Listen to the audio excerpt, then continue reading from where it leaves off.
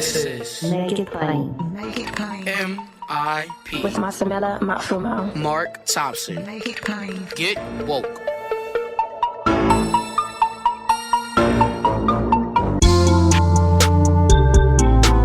God bless you. Get woke.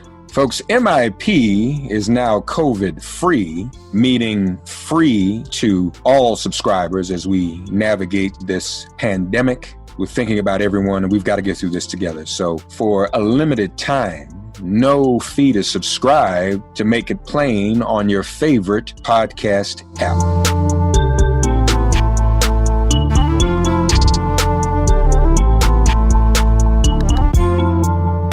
Ladies and gentlemen, it's an honor to have join us on Make It Plain today, one who is the founder and CEO of Soledad O'Brien Productions.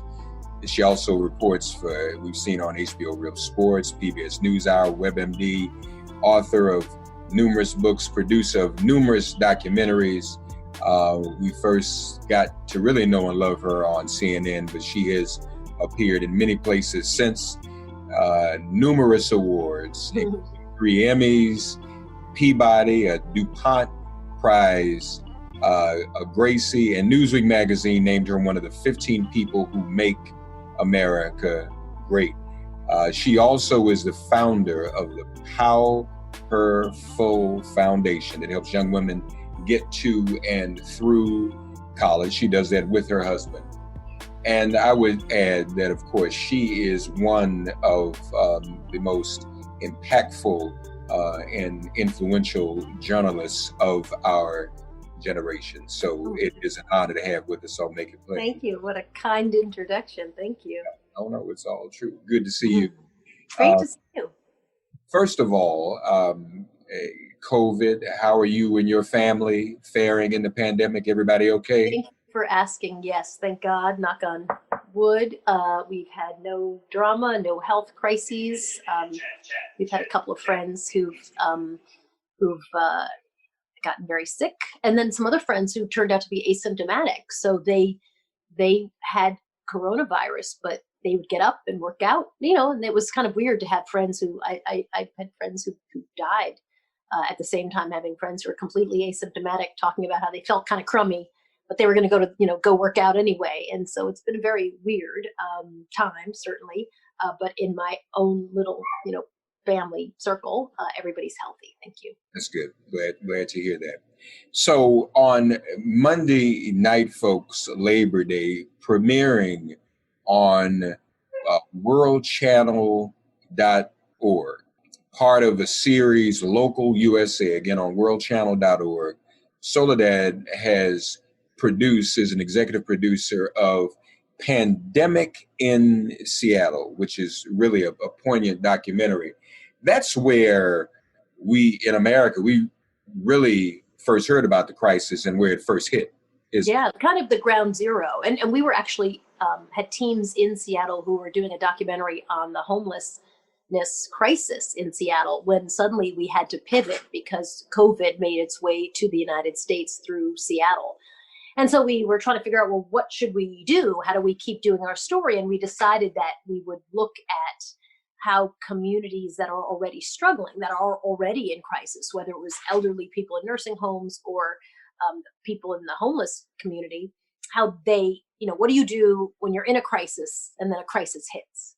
And I think as we hit maybe we're in the middle, maybe we're in the tail end of, hopefully, of coronavirus, I think we're seeing a similar thing today, right? With evictions and job loss, right? Like when you're in crisis, but there's still a crisis, what happens? I also think we need to measure communities and we need to measure how well we're doing by communities, by how we do by the most vulnerable people in the community. It's not, how's the stock market, but it's how were we able to help people who needed help the most. And unfortunately, I think when it comes to the homeless population, again, that crisis, certainly in Seattle and elsewhere, has been so big.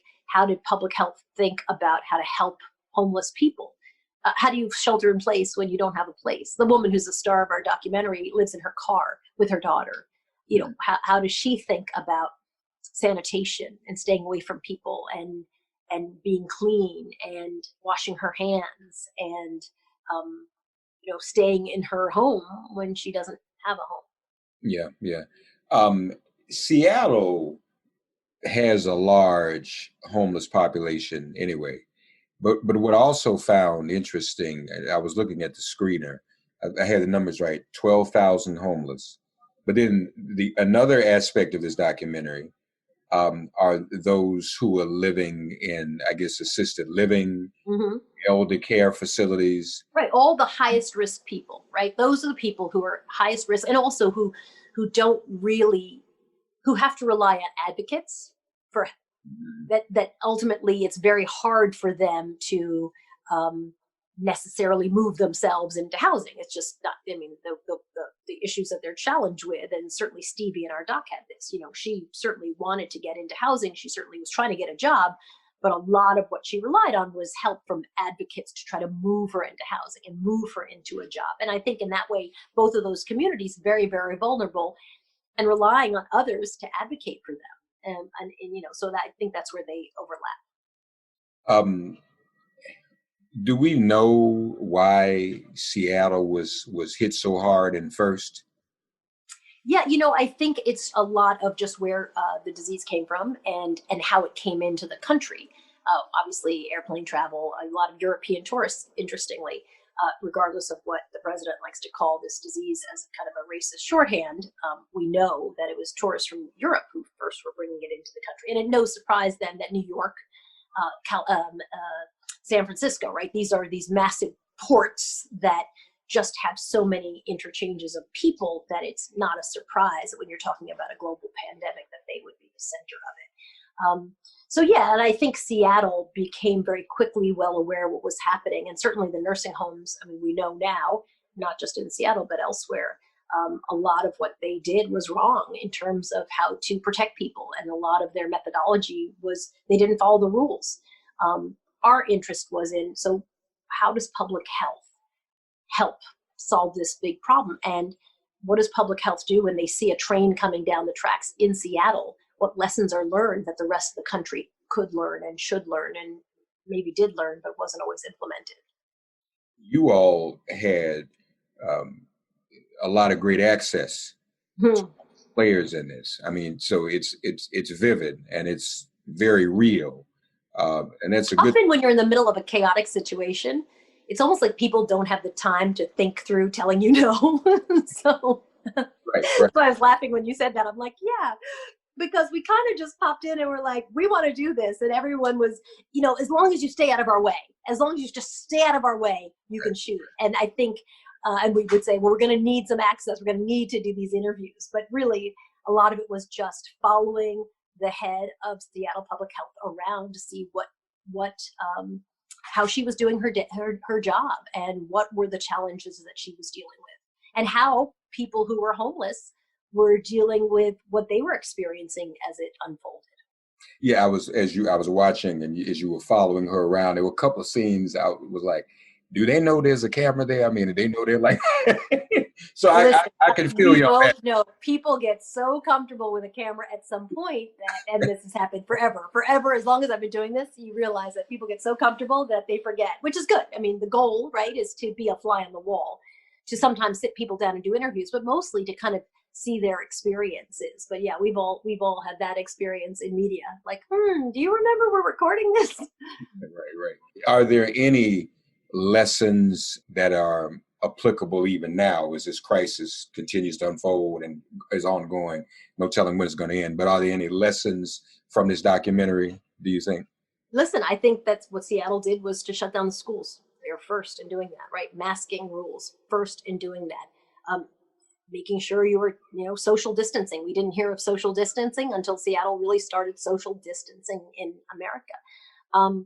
But I think the thing that really kind of broke my heart was the number of homeless people who would say, and some people in nursing homes too, but for homeless people, like, until there was a pandemic, your average person really didn't care if I got housing.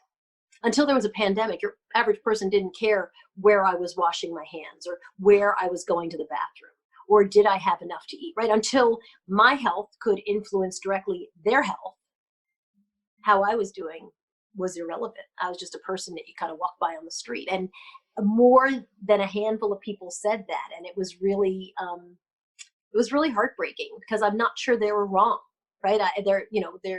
There were always arguments about where do you put toilets, public toilets. Well, those things moved along when there was a global pandemic, which is good, but also, could have moved along earlier, certainly. Yeah, no, absolutely, and it should have definitely moved along earlier. And obviously, you did mention who. If this had been addressed and we had been warned about it from the national level, a lot of this could have been avoided, couldn't it? Well, I think you only have to look at countries like New Zealand. I think a friend of mine in Taiwan was saying today that his family, that they go to concerts, they go to bars. He's Right. like, it was a shut it down, contain the virus, test, test, test, test, test, test, test, test, test. Once you figure out where there's a hot spot, you make sure those people are kept away from everybody. It's very hard to do. It's very labor intensive to do. But if you're able to do that, that's how you get rid of it. And I think we did not have the political will because there was a lot of interest in using a global and the largest public health crisis in American history, in recent American history, in the last 100 years, to use it as a political football or as a bat, basically. And so that's and sometimes I think aided by the media. A lot of people who are not experts when it comes to healthcare and when it comes to public health were elevated, and their point of view, given a lot of airtime. And I think that was hugely problematic and disappointing. So you can look at other nations and say it was done elsewhere. There are people who are going to bars right now, who are not wearing a mask, who go to bars, and they have gotten their life back to normal, and their economy is coming back, and people are back in their jobs and back in the shops. It exists. We just failed, certainly at the national level, massively to handle a pandemic. We just failed. The president's leadership was non-existent. You read my mind. That was actually my next question, because you from time to time you do offer fearless critiques of our colleagues in media. Is the coverage getting any better in terms of how this pandemic is approached? I don't think so, because I think for things to get better, people have to want to do better, right? I think when you look and you say, oh my gosh, I have made so many mistakes, I've got to do better. But we're missing the part of, oh my gosh, I've made so many mistakes. So I think it's really, there's nothing that would give me any indication that we're going to get better. I think you look at lots of New York Times headlines, they're terrible. They're really, I try to retweet the ones to show people like where I think the mistakes are in these things. I don't think most members of the media think they failed. I think there is a value in covering an election like a horse race.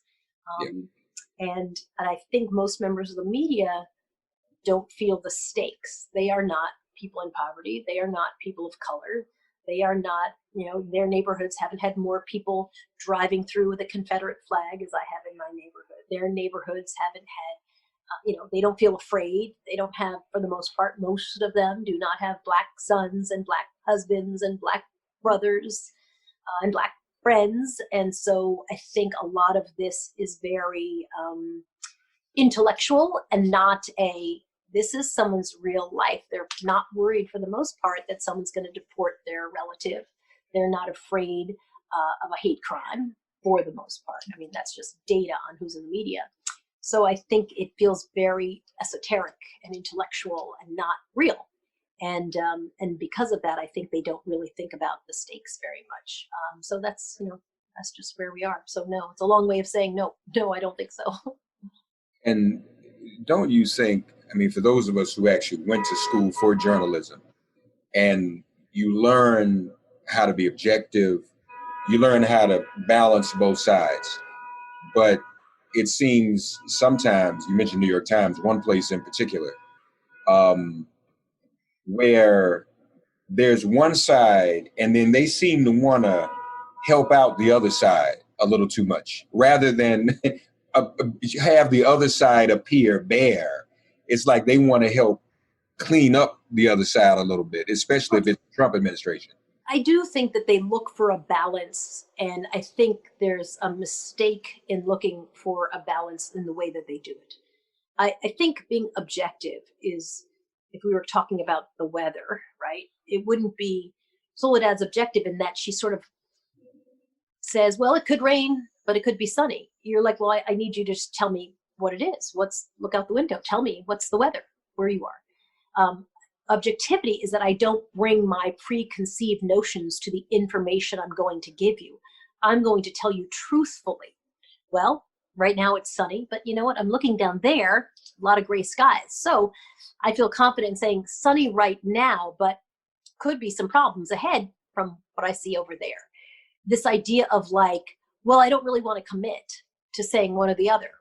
There's truth. I mean, I think at the core of journalism is what is the truth and what is the context. You have to frame things that are lies as lies. The media, New York Times is particularly bad at it, just really is reluctant to call something a lie or an untruth. They just really hate to do it.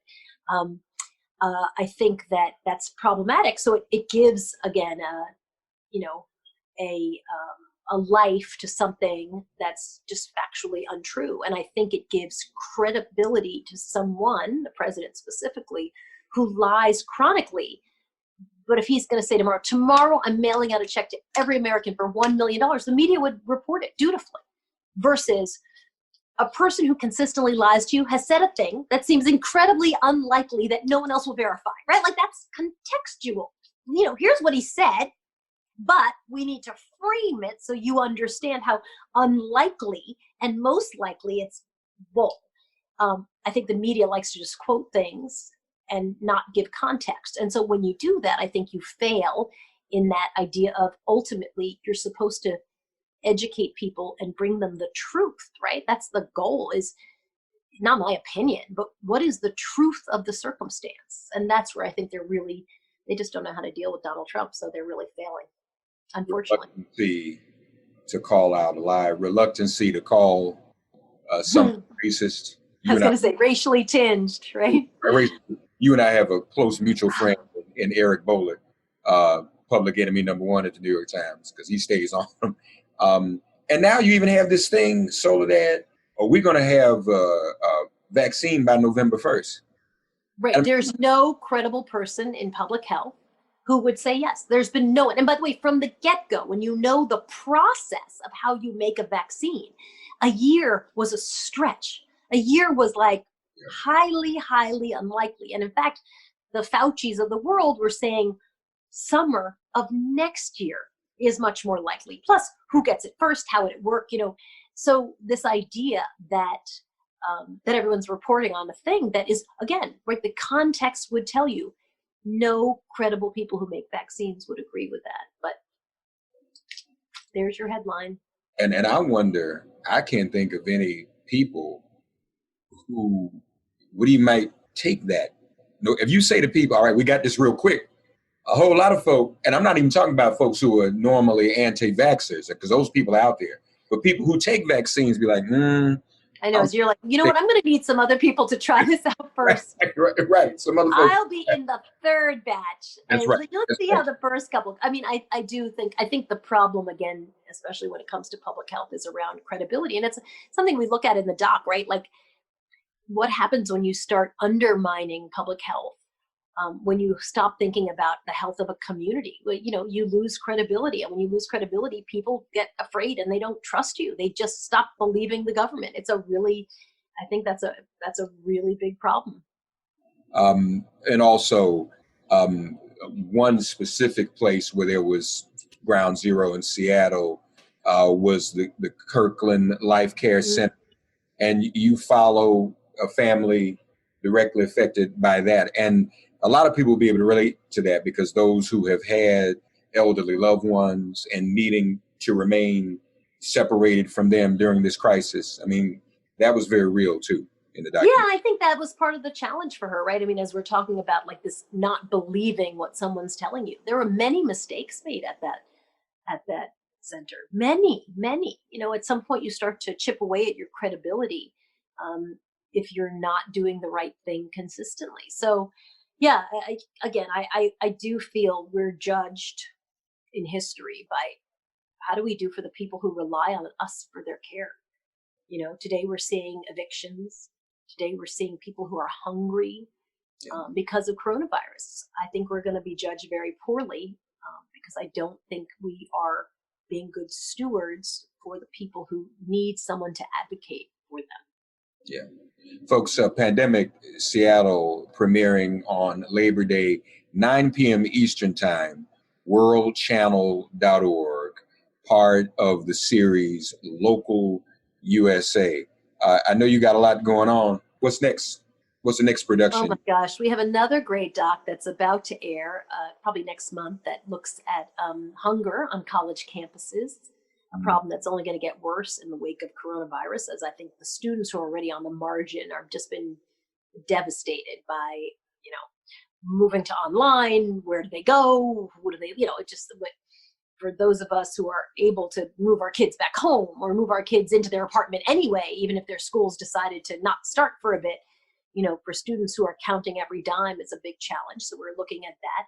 And then we just have a lot of projects getting going that are going to examine race and race in America and kind of I think it's a kind of an iteration of what we did at CNN maybe, 12 years ago. We did a series called Black in America, and we're going to start looking at the American experience kind of writ large, how many things that African Americans are written out of, how many times the stories and the point of view of people of color just don't, get reflected.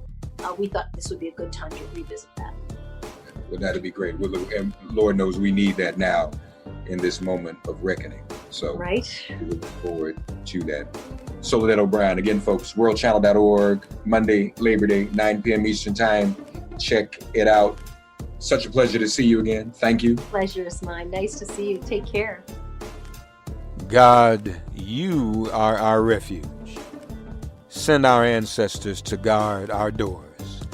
Cast out this virus from our communities and our bodies.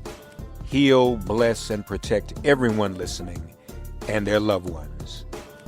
Thank you for listening to Make It Plain and Get Woke. Remember to listen, like, and subscribe on Apple Podcasts, Spotify, and wherever you get your podcasts. If all minds are clear, it has been made plain.